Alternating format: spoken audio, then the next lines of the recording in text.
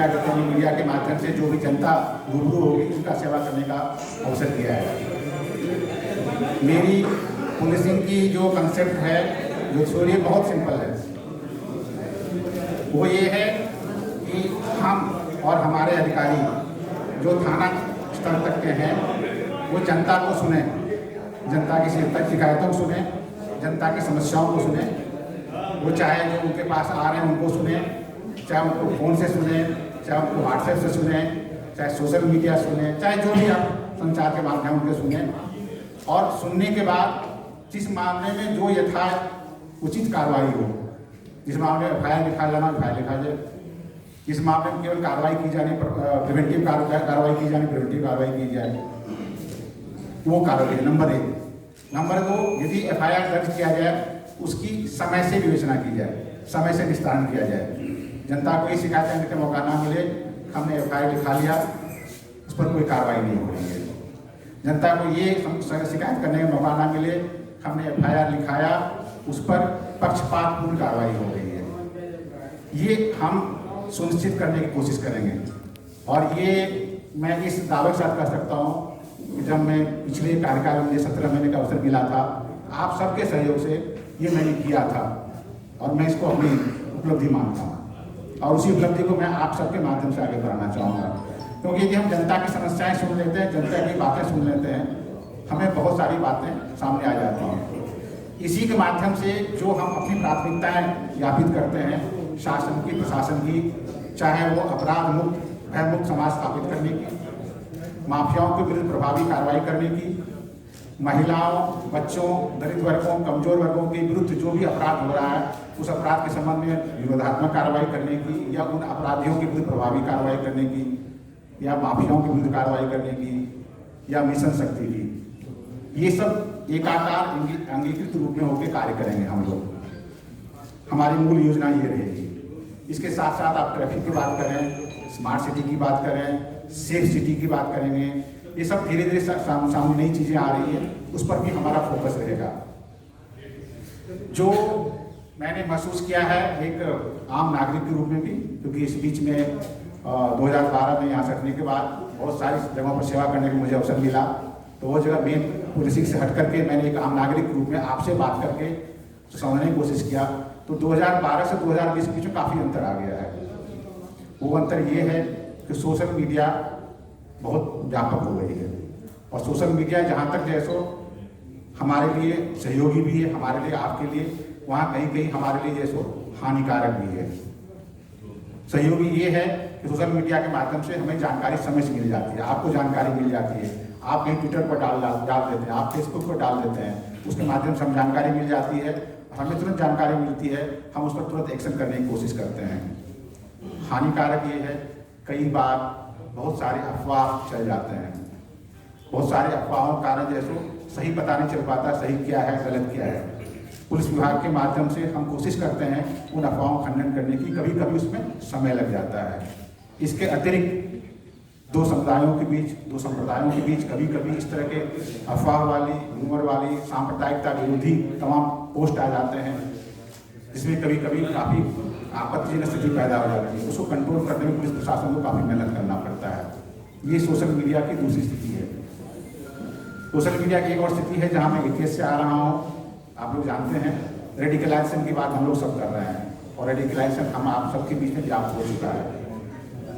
Radicalisation केवल ये नहीं है कि हम एक विचारधारा से ग्रस्त होकर केवल आतंकी घटनाएं करें, आतंकी कार्रवाई करें। रेडिकलाइजेशन ये भी है कि हम किसी विचारधारा से प्रभावित होकर गलत कार्य करें, चाहे वो आतंकी कार्रवाई ना हो, सिंपल आपराधिक कार्रवाई क्यों ना हो। तो ये सब जो नई चैलेंजेज आई है, नई चैलेंजेस के लिए हम लोग को आगे बढ़ना पड़ेगा, आगे बढ़ के काम करना पड़ेगा। अच्छी बात यह है कि प्रदेश सरकार ने, माननीय मुख्यमंत्री ने लखनऊ में और नोएडा में पुलिस कमिश्नर सिस्टम लागू किया है। मैं समझता हूँ कमिश्नर सिस्टम की दो जो सबसे मजबूत स्तंभ है हमारे पास, हमें अधिक से अधिक अधिकारी मिले हैं। उन अधिकारियों के माध्यम से जो हमारी पॉलिसी की कंसेप्ट है, जो हमारी पॉलिसी की प्रोजेक्ट है, उसको हम अच्छे तरीके से, प्रभावी तरीके से लागू कर सकते हैं। साथ ही साथ कमिश्नर सिस्टम में हमें मजिस्ट्रियल पावर्स मिले हैं।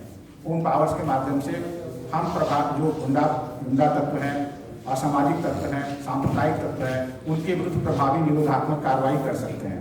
ये हमें पावर्स मिले हैं। तो ये जो चीज़ें मिली है, जो जनता के तरफ से सरकार ने, माननीय मुख्यमंत्री ने हम पर, पुलिस विभाग पर जो विश्वास उत्पन्न किया है, उस पर हम आप सबके माध्यम से, सहयोग से मिलकर काम करना चाहते हैं। अंत में मैं अपने तरफ से एक बात कहना चाहूँगा। जब मैं पिछली बार था, मित्र मैंने था, हमारे पुराने मित्र हैं, मैं सबको मित्र मानता हूँ। हमारे और मीडिया के बीच काफ़ी विश्वसनीयता थी। विश्वसनीयता का स्तर ये था, यदि किसी कोई बात मुझसे पूछी जाती थी, मैं मीडिया को बताता था कि ये बात है, तो मीडिया कहती थी ये अंतिम सत्य है, उसको कभी वो डाउट नहीं करते थे।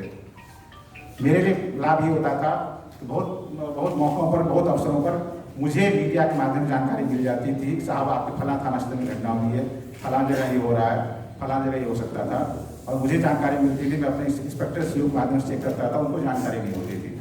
आपके माध्यम से सूचना मिलती थी, उस सूचना से हम अपनी पुलिसिंग को बहुत प्रभावी, बहुत मजबूत कर पाते थे। हम आज प्रथम दिन आपके साथ हैं। हम ये उम्मीद करेंगे कि आपसे ये सहयोग इस मुझे कार्यकाल में मिलता है। Thank you.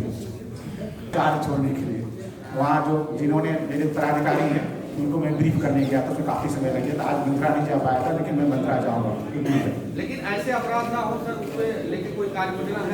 यस, बहुत कार्य योजना है। देखिए, ये जो अवैध मद्य, अवैध शराब के निष्कर्षण, उनके उत्पादन, उनकी तस्करी, उनकी आपूर्ति, उनकी बिक्री, ये बहुत हद तक कुटीर उद्योग बन चुका है।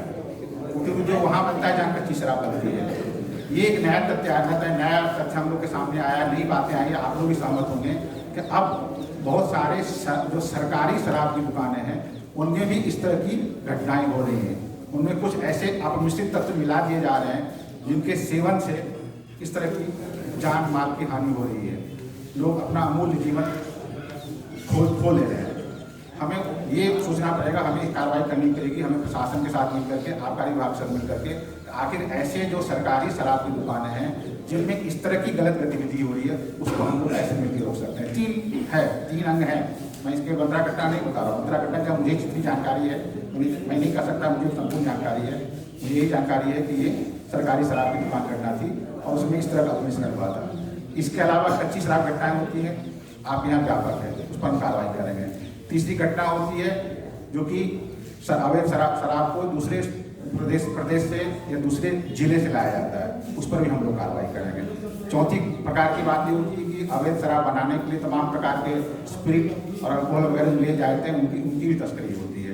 ये 3-4 आयाम है, उस पर बैठ के हम अपने अधिकारियों के साथ मिलकर के प्रभावी कार्रवाई करेंगे। मैं ऐसा विश्वास दिलाता हूँ। सर, लखनऊ आपके लिए पुराना नहीं है, चुनौती क्या नजर आ रही सर आज पहले के समय में और अब? मैं चुनौती वही बता सकता हूँ, सोशल मीडिया फास्ट। अब हमसे फास्ट पुलिसिंग, फास्ट रिस्पांस की बात अपेक्षा की जाती है। एक सवाल छोटा, 8 साल हो गए हैं, 8 साल बाद आपने चार्ज संभाला राजधानी का, आम जनता से कितना करीब जाएंगे, कितना करीब पहुंचे? जो भटकती है अभी तक वो समझ नहीं पाई है कौन सीसी की है, कौन एसी की है, वो भटक के फिर वही आपके वहां तक जाती है, आवाज तक फिर वही लौट जाती है। ये फैलाते के लिए इसलिए भटकते हैं और अपराध जो है वो बढ़ता जा रहा है।